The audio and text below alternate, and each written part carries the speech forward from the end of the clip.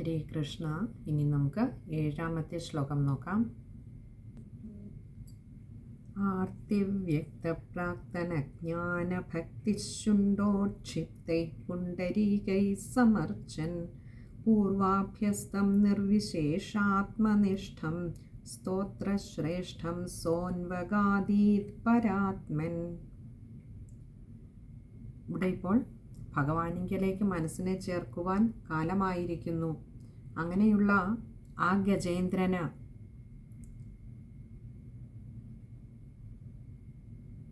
ഭഗവാൻ അടുത്ത ഒരു മാർഗം കാണിച്ചു കൊടുക്കുകയാണ്. നോക്കൂ, ഇവിടെ മുതലയുടെ വായിലിരുന്നുകൊണ്ട്, കഷ്ടതകളുടെ നടുവിലിരുന്നു കൊണ്ട് എങ്ങനെയാണ് ഭഗവാനിങ്കലേക്ക് മനസ്സിനെ ഉറപ്പിക്കാൻ കഴിയുക എന്ന് ഈ ഗജേന്ദ്രൻ്റെ കഥയിലൂടെ നമുക്ക് കാണിച്ചു തരികയാണ്. നോക്കൂ, ആ മുതലയുടെ വായിൽ തൻ്റെ ഒരു കാലിരിക്കുകയാണ്. അതിവേദനയുണ്ട്. എത്രയോ വർഷങ്ങളായിട്ടല്ലേ, 1000 സംവത്സരമായിട്ട് ഈ വേദന അനുഭവിച്ചുകൊണ്ട് അങ്ങനെ ആ വേദനയും തളർത്തുന്നുണ്ട്, ശരീരത്തിൻ്റെ ക്ഷീണവും തളർത്തുന്നുണ്ട്. പക്ഷെ അതിൻ്റെ നടുക്കിരുന്നു കൊണ്ടും എല്ലാ തരത്തിലുള്ള ബലക്ഷയങ്ങളുടെ നടുക്കിരുന്നു കൊണ്ടും ആത്മബലത്താൽ ഭഗവാനിങ്കലേക്ക് എത്തുന്ന ഗജേന്ദ്രൻ നമുക്ക് കാണിച്ചു തരുന്നത് നമ്മുടെ സാഹചര്യങ്ങളും നമ്മുടെ പ്രശ്നങ്ങളും നമ്മുടെ ദുഃഖങ്ങളും ഒക്കെ നമ്മളെ തളർത്തുമ്പോഴും ഏത് സാഹചര്യത്തിലും ഭഗവാനെ വിളിക്കുന്ന, അല്ലെങ്കിൽ എപ്പോഴും എന്ത് ചെയ്യുമ്പോഴും നമുക്ക് ബലമുള്ള സമയത്തും നമ്മൾ സദാ ഭഗവാനെ വിചാരിക്കുന്നതിന് സമയം കണ്ടെത്തിയിട്ടുണ്ടെങ്കിൽ, ആ സംസ്കാരം നമ്മളോടൊപ്പം ഉണ്ടെങ്കിൽ, ശരീരം തളരുമ്പോഴും മനസ്സ് തളരുമ്പോഴും നമ്മളെ ഉയർത്താൻ ആ ഭഗവത് വിചാരം, ഭഗവാന്റെ കൃപ കൊണ്ട് ആ സമയത്ത് നമ്മളത് ഉണർന്ന് വർത്തിക്കുക തന്നെ ചെയ്യും. ഇവിടെയും നോക്കൂ, ആർത്തിവ്യക്ത പ്രാക്തന ജ്ഞാന ഭക്തി.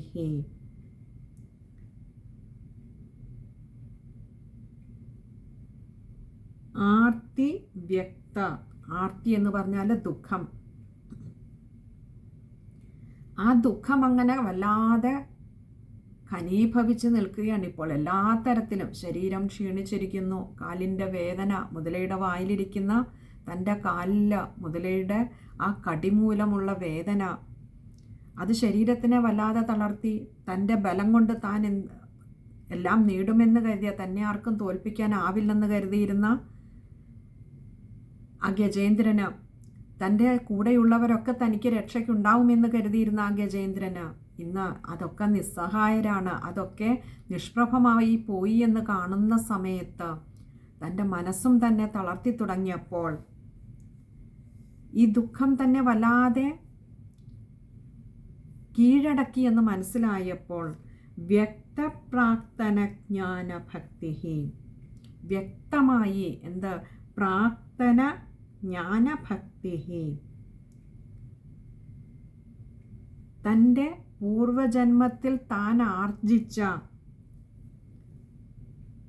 തനിക്ക് ലഭിച്ച ആ ജ്ഞാനഭക്തി, ജ്ഞാനഭക്തിയെ നന്നായിട്ടിപ്പോൾ മനസ്സിൽ തെളിഞ്ഞു വന്നു. ഭഗവാൻ തോന്നിപ്പിച്ചു കൊടുത്തു താൻ എന്തായിരുന്നു, പൂർവജന്മം ആരായിരുന്നു, തൻ്റെ ഉള്ളിൽ അല്ലെങ്കിൽ ഈ പ്രാണൻ വഹിച്ചുകൊണ്ട് വന്നിരിക്കുന്ന ആത്മീയമായ സംസ്കാരത്തിൻ്റെ ബലം ഇപ്പോൾ ദാ ഉണർന്നു തുടങ്ങി. എപ്പോഴാണ് ഉണർന്നത്? ശരീരവും മനസ്സും തളരുന്ന സമയത്ത്.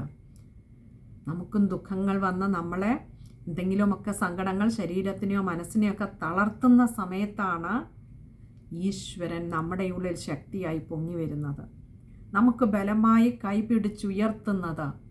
ഇവിടെയും ആ ഗജേന്ദ്രനെ ശരീരവും മനസ്സും തളർത്തിക്കഴിഞ്ഞപ്പോൾ തൻ്റെ പൂർവജന്മത്തിൽ നിന്നും താൻ ആർജിച്ച ആ ഒരു ജ്ഞാനഭക്തി ഭഗവാൻ മാത്രമേയുള്ളൂ പരമമായ സത്യമായി, ശക്തിയായി. മറ്റെല്ലാം ഉണ്ടെന്ന് കരുതുന്നത് മായയുടെ പുറത്താണ്. ഒക്കെ അതാതിൻ്റെ കാലമെത്തുമ്പോൾ ഒന്നുകിൽ അത് നിഷ്പ്രഭമാകും. ഇപ്പോൾ തൻ്റെ ശക്തി നിഷ്പ്രഭമായിരിക്കുന്നു, അല്ലെങ്കിൽ തൻ്റെ ശക്തിയായി കൂടെ ഉണ്ടാകുമെന്ന് കരുതുന്നവരൊക്കെ തന്നെ വിട്ടു പോകുന്ന കാലം വരും, താൻ ഒറ്റപ്പെടുന്ന കാലം വരും. അന്ന് താൻ ആർജിച്ച ഈ ഒരു ആത്മീയമായ ബലം അത് തൻ്റെ ഉള്ളിൽ അറിയാതെ മൊട്ടിട്ടു തുടങ്ങും. അത് പിന്നീട് എളുപ്പമാണ് വിരിയാൻ. കാരണം അവിടെ പിന്നെ ഭഗവാന്റെ ഒരു കാരുണ്യം, ഭഗവാന്റെ ഒരു കരുതൽ, ഭഗവാന്റെ ഒരു അനുഗ്രഹ വർഷം നമുക്ക് എളുപ്പം ബോധ്യപ്പെടും. ആ ചിന്ത ഉള്ളിൽ ഉണ്ടാവുന്നതും അത് ദൃഢമാകുന്നതും വളരെ പെട്ടെന്നാണ്. ഇവിടെ ഈ ഗജേന്ദ്രൻ്റെ ഉള്ളിൽ താൻ പൂർവ്വജന്മത്തിൽ നിന്നും ആർജിച്ച ആ ജ്ഞാനഭക്തി അങ്ങനെ തെളിഞ്ഞു വരികയുണ്ടായി. അപ്പോഴാകട്ടെ ശുണ്ഡോക്ഷിപ്തൈ പുണ്ടരീകൈ സമർച്ചൻ, ശുണ്ഡോക്ഷിപ്തൈ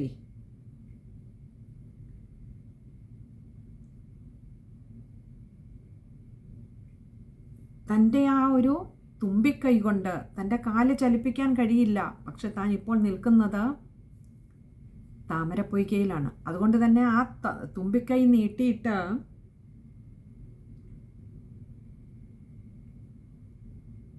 കുറെ താമരപ്പൂക്കൾ അങ്ങോട്ട് പറിച്ചെടുത്തു.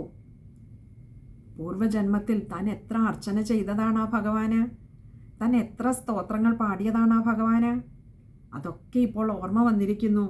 അതുകൊണ്ട് തുമ്പിക്കൈ കൊണ്ട് കുറേ താമരപ്പൂക്കൾ പറിച്ചെടുത്തിട്ട് പുണ്ടരീകൈ സമർച്ചൻ, ആ ഭഗവാനായിട്ട് താൻ മുൻപ് ആലപിച്ചിട്ടുള്ള എല്ലാ സ്തോത്രങ്ങളും സ്തുതികളും മനസ്സിൽ തെളിഞ്ഞു വന്നു. ഉറക്കെ ജപിച്ചു, ഭഗവാനെ ഉറക്കെ സ്തുതിച്ചു. എല്ലാം അവിടുത്തെ മായയാണെന്ന് ഇന്ന് ആ ഗജേന്ദ്രൻ തിരിച്ചറിയുന്നു.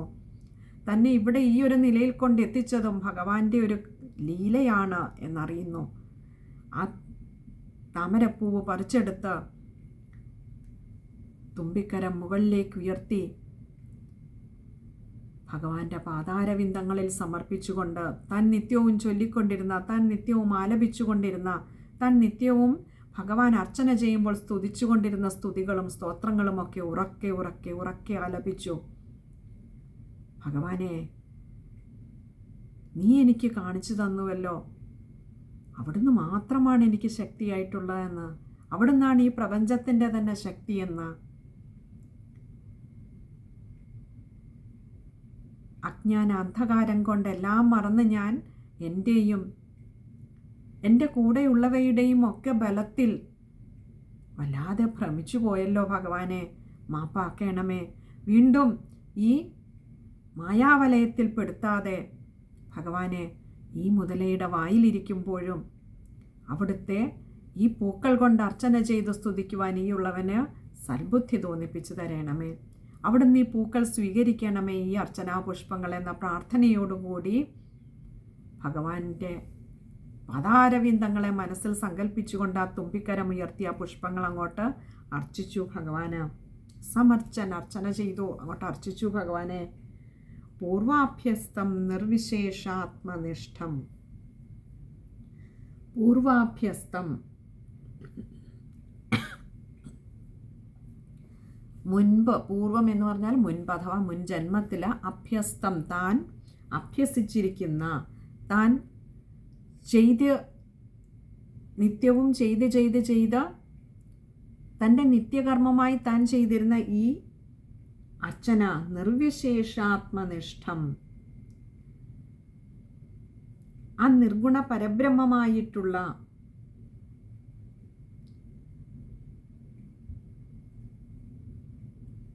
ആ ഭഗവാനെ മനസ്സിൽ സങ്കല്പിച്ചുകൊണ്ടാണ്,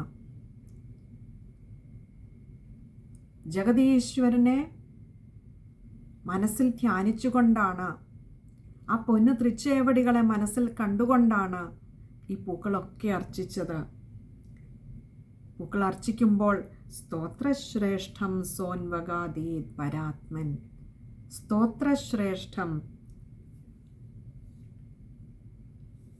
ഉത്തമമായിട്ടുള്ള വളരെ ശ്രേഷ്ഠങ്ങളായിട്ടുള്ള സ്തോത്രങ്ങളെയൊക്കെ താൻ നിത്യവും ആലപിച്ചു കൊണ്ടിരുന്ന ആ സ്തോത്രങ്ങളെയൊക്കെ ഉറക്കെ ആലാപനം ചെയ്തുകൊണ്ട്, പാരായണം ചെയ്തുകൊണ്ട്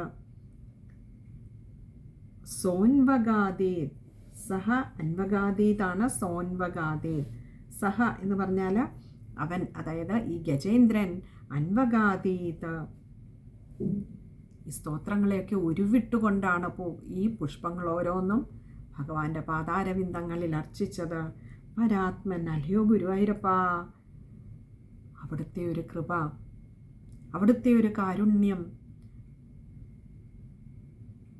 ഒരു പക്ഷെ പൂർവ്വജന്മത്തിൽ ആർജിച്ച ഈ സംസ്കാരത്തെയൊക്കെ മറന്നുകൊണ്ട്, ഈ സമ്പ്രദായമൊക്കെ വിട്ടുകൊണ്ട്, ഈ ലൗകികമായ രീതിയിൽ തൻ്റെ ശക്തിയിൽ വല്ലാതെ മതിച്ചു നടന്നിരുന്ന ഒരു ഗജേന്ദ്രനെ പോലും ഭഗവാനെ, അവിടുത്തെ കൃപയുണ്ടെങ്കിൽ കാലമെത്തുമ്പോൾ അവിടുത്തെ ഉത്തമ ഭക്തനാക്കി മാറ്റാൻ കഴിയുമെങ്കിൽ ഭഗവാനെ, നിസ്സാരരായ ഞങ്ങളെയും ഒക്കെ ഭഗവാനെ സദാ അവിടുത്തെ വിചാരത്തിൽ മുഴുകിക്കഴിയുവാൻ അവിടുത്തെ കൃപയുണ്ടാകണമേ ഭഗവാനെ. അവിടുന്ന് വിചാരിച്ചാൽ എന്താണ് അസാധ്യമായിട്ടുള്ളത് ഭഗവാനെ? ഇതെല്ലാം അവിടുത്തെ ലീലയാണ്. ഈ മതിപ്പിച്ച് നടത്തുന്നതും ഒടുവിൽ അവിടുത്തെ പാതാരവിന്ദങ്ങളെ ആശ്രയിക്കുന്ന തലത്തിലേക്ക് ദുഃഖങ്ങളെ കൊണ്ട് നമ്മളെയൊന്ന് പിഴിഞ്ഞെടുത്ത്, നമ്മുടെ ഉള്ളിലെ കറകളൊക്കെ കളഞ്ഞിട്ട് ഭഗവാൻ മാത്രമാണ് ആശ്രയമെന്ന് ഉറപ്പിച്ചിട്ട്, ഈ ദുഃഖങ്ങൾ വരുമ്പോൾ മാത്രമാണ് നമ്മുടെ ശക്തിയില്ലായ്മ, നമ്മുടെ ശക്തിയെന്ന് നമ്മൾ കരുതുന്നതിൻ്റെയൊക്കെ ശക്തിയില്ലായ്മ തിരിച്ചറിയുന്നത്. അങ്ങനെ തിരിച്ചറിയിച്ചുകൊണ്ട് ഭഗവാനിങ്കിലേക്ക് മനസ്സിനെ ഉറപ്പിച്ചു നിർത്തുവാൻ അവിടുന്ന് കാണിക്കുന്ന ആ കൃപ, കാരുണ്യം ഗുരുവായൂരപ്പ ഇവിടെ ഈ ഗജേന്ദ്രനോടും കാണിച്ചുവല്ലോ.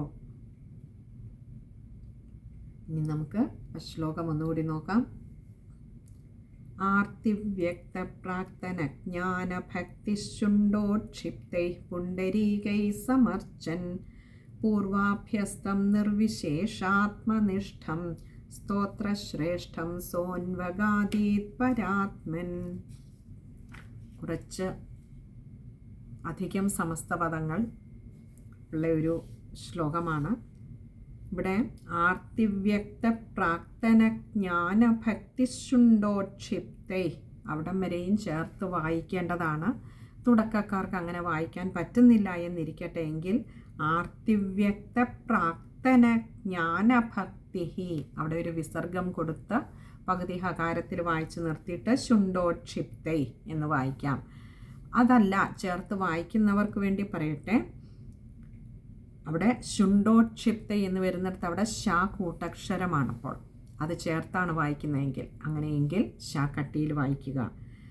ബാക്കി നമുക്ക് വായിച്ചെടുക്കുവാൻ ആർത്തി, വ്യക്ത, പ്രാക്തന, ജ്ഞാനഭക്തി ഇങ്ങനെയൊക്കെയാണ് അതിലെ വാക്കുകൾ വരുന്നത്. നമ്മൾ ചെറിയ ചെറിയ വാക്കുകളായിട്ടാണ് അർത്ഥം പറഞ്ഞു പോകുന്നത്. അതുകൊണ്ട് അത് അത്രയും ചേർത്ത് വായിക്കാൻ ബുദ്ധിമുട്ടുണ്ടാവില്ലായിരിക്കുമെന്ന് കരുതുന്നു. ആർത്തിവ്യക്ത പ്രാക്തന ജ്ഞാന ഭക്തി ശുണ്ടോക്ഷിപ്തൈ, അവിടെയും നോക്കൂ, ശുണ്ടോക്ഷിപ്തൈ അവിടെ വിസർഗമുണ്ട്, പകുതി ഹകാരത്തിൽ വായിച്ച് നിർത്തുക. ശുണ്ടോക്ഷിപ്തൈ എന്ന് പറഞ്ഞാൽ തുമ്പിക്കൈ കൊണ്ട് അങ്ങോട്ട് പറിച്ചെടുത്തു. പിന്നെ പുണ്ടരീകൈ സമർച്ചൻ, അവിടെ സ കൂട്ടക്ഷരമാണ്, അവിടെയും വായിക്കുമ്പോൾ ശ്രദ്ധിക്കുക. പിന്നെ അടുത്ത സോൻവഗാദേ, അവിടെ ഒകാരം നീട്ടിയെടുക്കുക. ഇത് ഇത്രയും കാര്യങ്ങളാണ് ആ ഒരു ശ്ലോകം വായിക്കുമ്പോൾ ശ്രദ്ധിക്കുവാനായിട്ടുള്ളത്. ഇനി അടുത്തത് 8ാമത്തെ ശ്ലോകമാണ്. ഭഗവാൻ തൻ്റെ കാരുണ്യം ആ ഗജേന്ദ്രനിൽ ചൊരിയുന്ന ആ ശ്ലോകമാണിത്. നോക്കാം. ശ്രുത്വാ സ്തോത്രം നിർഗുണസ്ഥം സമസ്തം ബ്രഹ്മേശാദ്യൈർനാഹമിത്യപ്രയാദേ സർവാത്മാത്വം ഭൂരികാരുണ്യവേഗാത്താക്ഷ്യാരൂഢ പ്രേക്ഷിതോ ഭൂഃ പുരസ്താൽ. സർവത്ര ഗോവിന്ദനാമസങ്കീർത്തനം. ഗോവിന്ദ ഹരി ഗോവിന്ദ. അങ്ങനെ ഈ ഗജേന്ദ്രൻ ഇവിടെ ആ താമരപ്പൊയ്കയിലെ ഓരോരോ പൂക്കൾ പറിച്ചിട്ട് ഭഗവാന്റെ പാതാരവിന്ദങ്ങളെ മനസ്സിൽ സ്മരിച്ചുകൊണ്ട് അർച്ചന നടത്തിക്കൊണ്ടിരുന്ന ആ ഗജേന്ദ്രൻ്റെ സ്തോത്രങ്ങളൊക്കെ ശ്രുത്വാ സ്തോത്രം, ശ്രുത്വ കേട്ടിട്ട്, ഈ ഗജേന്ദ്രൻ്റെ സ്തോത്രങ്ങളൊക്കെ കേട്ടിട്ട് നിർഗുണസ്ഥം സമസ്തം, നിർഗുണസ്ഥം ഭഗവാനെ നിർഗുണ പരബ്രഹ്മമൂർത്തിയായിരിക്കുന്ന അവിടുന്ന് സമസ്തം എന്ന് പറഞ്ഞാൽ മുഴുവനും ഈ ഗജേന്ദ്രൻ ഉരുവിട്ട എല്ലാ സ്തോത്രങ്ങളെയും മുഴുവൻ അവിടെ ഇരുന്ന് കേൾക്കുന്നുണ്ട്. ആ പാതാരവിന്ദങ്ങളിൽ ഓരോ പൂക്കളും വന്ന് വീണുകൊണ്ടിരിക്കുകയാണ്. ഇവിടെ ഗജേന്ദ്രൻ അർച്ചിക്കുന്ന ഓരോ പൂക്കളും ആ ഭഗവാന്റെ പാതാരവിന്ദങ്ങളിൽ വന്ന് പതിച്ചുകൊണ്ടിരിക്കുകയാണ്. ആ താമരപ്പൂക്കൾക്കും കിട്ടിയൊരു ഭാഗ്യം. ഇങ്ങനെ ഈ ആനയ്ക്കൊരു ദുഃഖം കൊടുത്തത് കൊണ്ട്, ഇല്ലെങ്കിൽ ആ താമരപ്പൊയ്കയിൽ വിരിഞ്ഞ് ആ പൊയ്കയോട് തന്നെ ചേരുമായിരുന്ന താമരപ്പൂക്കൾക്ക് ഇന്ന് ഭഗവാന്റെ പാതാരവിന്ദങ്ങളിൽ എത്താൻ കിട്ടിയൊരു ഭാഗ്യം ഈ ആനയ്ക്ക് കിട്ടിയ ദുഃഖമായിരുന്നു. അങ്ങനെ ഈ ആന ഉരുവിട്ടുകൊണ്ടിരുന്ന എല്ലാ സ്തോത്രങ്ങളും മുഴുവനും കേട്ടിട്ട് ബ്രഹ്മേശാദ്യേർനാഹമിത്യപ്രയാതെ, ബ്രഹ്മേശാദ്യേർ, ഇവിടെ ബ്രഹ്മേശാദ്യൈ ന അഹം ഇതി അപ്രയാതെ, ഇങ്ങനെ 4-5 വാക്കുകൾ അവിടെ വരുന്നുണ്ട്. ബ്രഹ്മേശാദ്യേർ, ബ്രഹ്മേശൻ ആദിയായിട്ടുള്ളവർ, അതായത് ബ്രഹ്മാവ്, ശിവന്, ഇങ്ങനെയുള്ള ഭഗവാന്മാര്, ഇങ്ങനെയുള്ളവർ, ബ്രഹ്മാവോ പരമശിവനോ ന അഹം ഇതി അപ്രയാതെ, ന അഹം, ഇത് ഞങ്ങൾക്കുള്ളതല്ല എന്ന് മനസ്സിലാക്കി, ഈ സ്തുതിക്കുന്നത് സ്തോത്രങ്ങളൊക്കെയും സാക്ഷാൽ നാരായണമൂർത്തിക്ക് വേണ്ടിയിട്ടുള്ളതാണ് എന്ന് മനസ്സിലാക്കിയിട്ട് അപ്രയാതെ വന്നില്ല, അവിടെ നിന്നും പുറപ്പെട്ടില്ല ഈ ഗജേന്ദ്രനെ രക്ഷിക്കുവാൻ. കാരണം ഗജേന്ദ്രൻ വിളിക്കുന്നത് ഞങ്ങളെയല്ല, സ്തുതിക്കുന്നത് ഞങ്ങളെയല്ല എന്ന് സാക്ഷാൽ പരമശിവനും ബ്രഹ്മാവിനും മനസ്സിലായിരിക്കുന്നു. അതുകൊണ്ട് തന്നെ അവരാരും അവിടെ നിന്നും പുറപ്പെട്ടില്ല രക്ഷിക്കുന്നതിനായിട്ട്. സർവാത്മാത്വം ഭൂരികാരുണ്യവേഗാത്താക്ഷ്യാരൂഢ പ്രേക്ഷിതോ ഭൂപുരസ്താൽ, സർവാത്മാത്വം, സർവാത്മാവായിരിക്കുന്ന, സർവചരാചരങ്ങളുടെയും ഉള്ളിൽ ആത്മാവായി വിലസുന്ന അല്ലയോ ഭഗവാനെ, ത്വം അവിടുന്ന്, നിന്തിരുവടി അവിടുന്ന്, ഭൂരികാരുണ്യവേഗാത്താക്ഷ്യാരൂഢ, ഭൂരികാരുണ്യവേഗാത്, അവിടെയും 2 വാക്കുകളുണ്ട്. ഭൂരികാരുണ്യവേഗാത് താക്ഷ്യാരൂഢ, ഭൂരികാരുണ്യവേഗാത് എന്ന് പറഞ്ഞാൽ ഭൂരികാരുണ്യം, ആ കാരുണ്യം അങ്ങനെ നിറഞ്ഞു നിന്നിരുന്ന ആ ഭഗവാൻ, ആ പാദങ്ങളിൽ ഓരോ പൂക്കളും അർപ്പിക്കുമ്പോൾ ഭഗവാന്റെ ഉള്ളിലെ കാരുണ്യം അങ്ങനെ ഗജേന്ദ്രനോട് വഴിഞ്ഞൊഴുകിക്കൊണ്ടിരിക്കുകയാണ്. അങ്ങനെ നിറഞ്ഞു കവിഞ്ഞ കാരുണ്യത്തോടു കൂടിയവനായിട്ടുള്ള ഭഗവാനെ അവിടുന്ന് എന്താ ചെയ്തത്?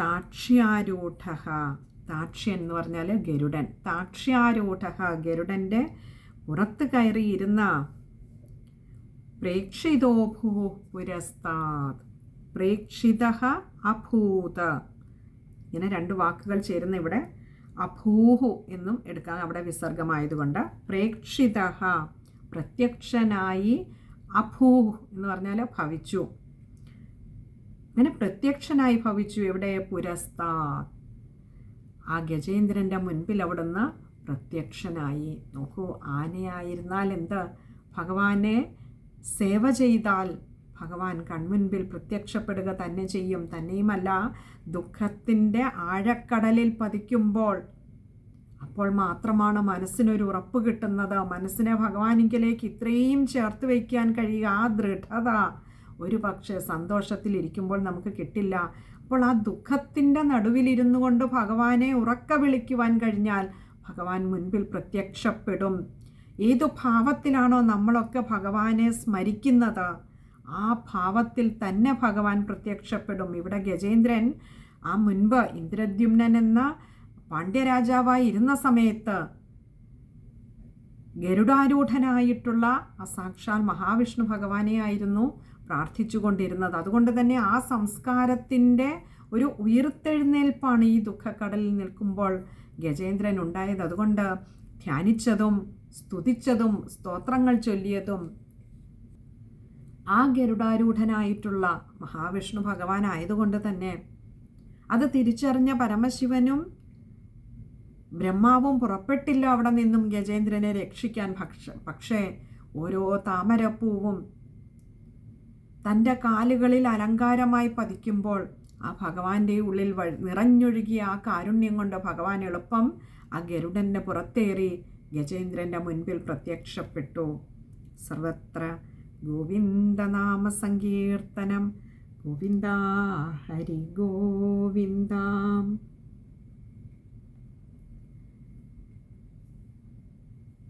ഇനി നമുക്ക് ആ ശ്ലോകം ഒന്നുകൂടി നോക്കാം. ശ്രുത്വാ സ്തോത്രം നിർഗുണസ്ഥം സമസ്തം ബ്രഹ്മേശാദ്യേർനാഹമിത്യപ്രയാതേ സർവാത്മാ ത്വം ഭൂരികാരുണ്യവേഗാത്താക്ഷ്യാരൂഢഃ പ്രേക്ഷിതോ ഭൂഃ പുരസ്താദ്. സർവത്ര ഗോവിന്ദനാമ സങ്കീർത്തനം. ഗോവിന്ദ ഹരി ഗോവിന്ദ. ഇനി നമുക്ക് 9ാമത്തെ ശ്ലോകമാണ്. അവിടെ വായിക്കുമ്പോൾ ശ്രദ്ധിക്കേണ്ട കാര്യങ്ങൾ പറഞ്ഞില്ല നമ്മൾ. ഭഗവാൻ പ്രത്യക്ഷപ്പെട്ട ശ്ലോകമായതുകൊണ്ട്, ഭഗവാനെ കൺമുൻപിൽ കാണുന്ന ശ്ലോകമായതുകൊണ്ട് അവിടെ സർവത്രയുണ്ട്. പിന്നെ അടുത്തത് 2ാമത്തെ വരിയിൽ ബ്രഹ്മേശാദ്യേർനാഹമിത്യപ്രയാതേ. അവിടെ ബ്രഹ്മേശാദ്യേർനാഹം എന്നാ കൂട്ടക്ഷരമാണ്. അതുപോലെ നാഹം ഇതി അപ്രയാതയാണ്. അതുകൊണ്ട് ഇത്യപ്രയാതെ ത്യായിക്ക് അകാരം കൊടുത്തു വായിക്കുക. പിന്നെ അടുത്ത ഭൂരികാരുണ്യവേഗാത്താക്ഷ്യാരൂഢഃ. കഴിയുന്നതും അത് ചേർത്ത് തന്നെ വായിക്കാൻ ശ്രമിക്കുക. ഇനി അതിന് പറ്റാത്തവർക്ക് ഭൂരികാരുണ്യവേഗാത് താക്ഷ്യാരൂഢഃ. അവിടെ വേഗാത്ത് എന്ന് മുകളിലെടുക്കുക, താഴെ താക്ഷ്യാരൂഢഃ ചേർത്താണ് എടുക്കുന്നതെങ്കിൽ ഭൂരികാരുണ്യവേഗാത്താക്ഷ്യാരൂഢ. അവിടെ താപ്പോൾ കൂട്ടക്ഷരമാണ്. പിന്നെ അടുത്ത പ്രേക്ഷിതോ ഭൂഃ. അവിടെയും വിസർഗമുണ്ട്, പകുതി ഹകാരത്തിൽ വായിക്കുക. ഇനി അടുത്തത് 9ാമത്തെ ശ്ലോകമാണ്. അത് നമുക്ക് അടുത്ത സത്സംഗത്തിൽ കാണാമെന്ന് കരുതുന്നു. ഹരേ കൃഷ്ണ.